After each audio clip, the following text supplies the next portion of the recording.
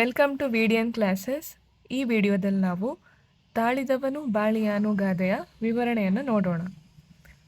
ಬಾಳಿಗೆ ಅಪಾರ ಅರ್ಥವನ್ನೀಯುವ ಸುಮಧುರವಾದ ಸತ್ಯದ ಒಸರುಗಳೇ ಗಾದೆಗಳು.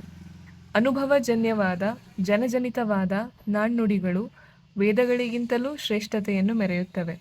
ಇಂಥವುಗಳಲ್ಲಿ ತಾಳಿದವನು ಬಾಳಿಯಾನು ಎಂಬ ಗಾದೆ ಮಾತು ಒಂದಾಗಿದೆ. ತಾಳ್ಮೆ ಎನ್ನುವುದು ಬದುಕನ್ನು ಬಹುಕಾಲದವರೆಗೆ ಮುಂದುವರೆಸುತ್ತದೆ.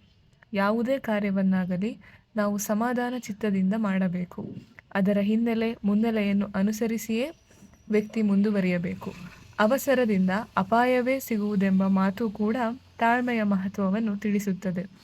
ಕೋಪದಲ್ಲಿ ಕೊಯ್ದುಕೊಂಡ ಮೂಗು ಮತ್ತೆ ಬಂದೀತೆ ಎಂಬ ಗಾದೆ ಮಾತು ಕೂಡ ತಾಳ್ಮೆಯ ಮಹತ್ವವನ್ನು ತಿಳಿಸುತ್ತದೆ.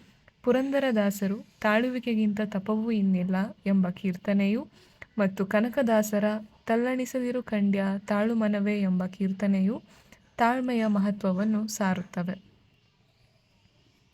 ಹೊಲವನ್ನು ಹಸನು ಮಾಡಿ ಬಿತ್ತನೆಗೆ ತಯಾರು ಮಾಡಿ ಬೀಜ ಬಿತ್ತಿದ ಮೇಲೆ ರೈತನೊಬ್ಬ ತಕ್ಷಣವೇ ಬೆಳೆ ಬರಬೇಕು, ಅದರ ಫಲ ಶೀಘ್ರದಲ್ಲೇ ಸಿಗಬೇಕೆಂದರೆ ಅಸಾಧ್ಯ.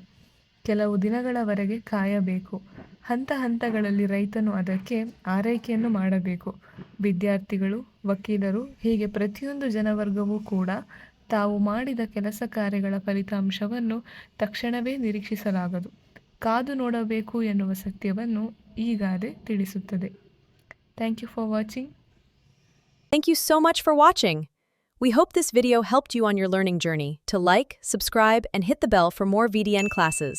Check out these other videos and keep on learning.